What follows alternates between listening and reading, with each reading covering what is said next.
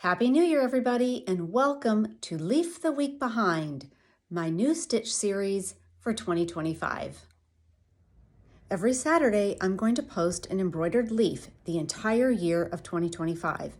And at the end of the year, we're going to have 52, probably 53 leaves to cover an entire tree that I'm going to stitch on.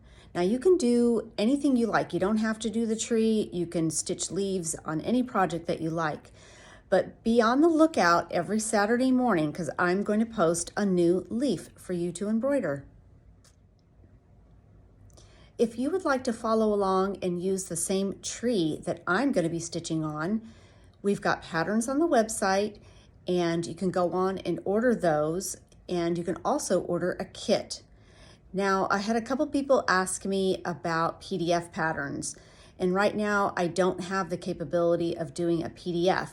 And the other reason why is the pattern that you get is going to be full size. So we've blown it up already 200%. So all you have to do is trace your pieces onto freezer paper and cut them out.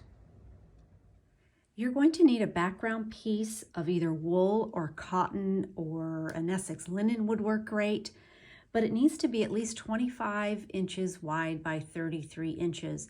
That's a fat half-yard piece.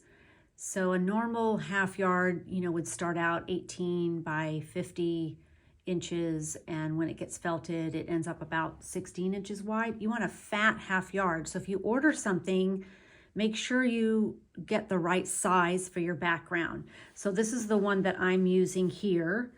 You're also going to need a fat quarter of tree trunk wool. So this is just an example of what I have here. I have, this is a chocolate brown, I have a chestnut, and I have a dirt. And you can use any color you like, but this is just an example, and you're gonna need a fat quarter. You're also gonna need a bunch of different greens for your leaves. And we're gonna be freehand cutting these, which I am gonna show you in just a minute. But you need a variety. Now, some of you like to use yellow greens, which I like to use, or blue greens. You could also make a fall themed tree where you would use oranges and browns and yellows. You can also use that. So you do need a little bit of green, different ones. You can use your scraps and just, cut up a bunch of them and then set them aside. You will need 53 because there are 53 Saturdays in 2025. Here are some examples of some leaves that I already cut out. I also put some cotton overlay on this leaf and this one. So these are some things that you can do. I will be doing this during the year. I just don't know when. You could also have some rickrack handy. This is some velvet rickrack. This stuff is kind of hard to come by, that I sewed onto the leaf, and I'll be using this on my tree. So here's some examples of what we're going to be doing during the year. I have a whole bunch of leaves here that I already cut. I did freehand them. I did not use a template at all. I just thought it'd be fun to kind of make them more organic. So they're different sizes, kind of different shapes. There's pointy ones, round ones, whatever you like. So I thought this was the easiest way of doing it, but I know some of you like to have a pattern and you want a template. Don't worry, the pattern has templates for 3 leaves. But if you want to freehand them, the easiest thing to do is take your scrap or your strip. I think these are 2-inch wide strips. This one might be a little bit smaller, but I'm just going to show you how I cut the leaves.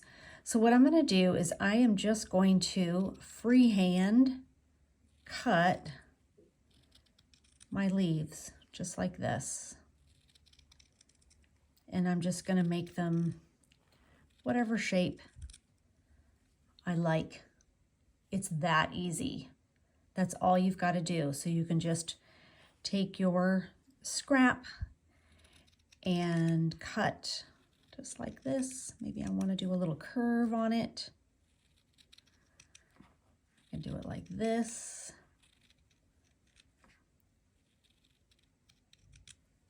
and cut a leaf out like that. That's all you've got to do.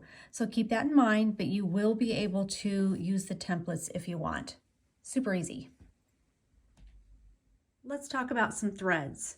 The first thing you're going to do is stitch your tree trunk to your background, and you're going to stitch your leaves on. Now, I'm not going to stitch all 52, 53 leaves at one time because I like to kind of add embellishments, and I might have something that gets tucked over. So I wouldn't stitch all the leaves down at first, but you need to stitch your tree trunk down and your leaves. And don't skimp on this part. This is some wool thread. It's Ilana by Sue Spargo. It comes in 65, 66 different colors. Once you've tried the Ilana thread, you will never go back, I promise you. So you're going to need the brown that matches your tree trunk, and you'll need a variety of greens for your leaves. So don't skimp on this part. Get some wool thread. Let's take a look at some embellishing threads.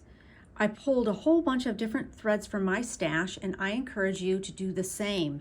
We want to use different ones during the year. Use some threads that maybe you've had sitting around you haven't used very much of, but I want you to dive into your stash and pull some threads for this project. I have a lot of these threads on the website. Some of them I don't, but you'll be able to find something.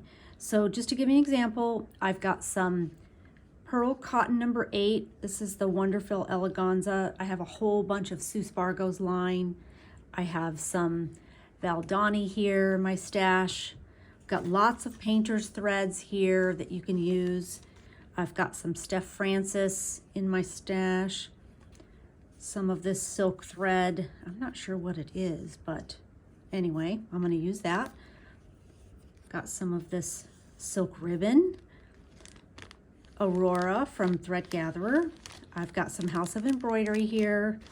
I've got some Plaid, and I'm sure I have a lot more that I haven't even found yet. So I encourage you to dive into your stash and get those threads pulled. Okay, this is my tree. I have stitched it down.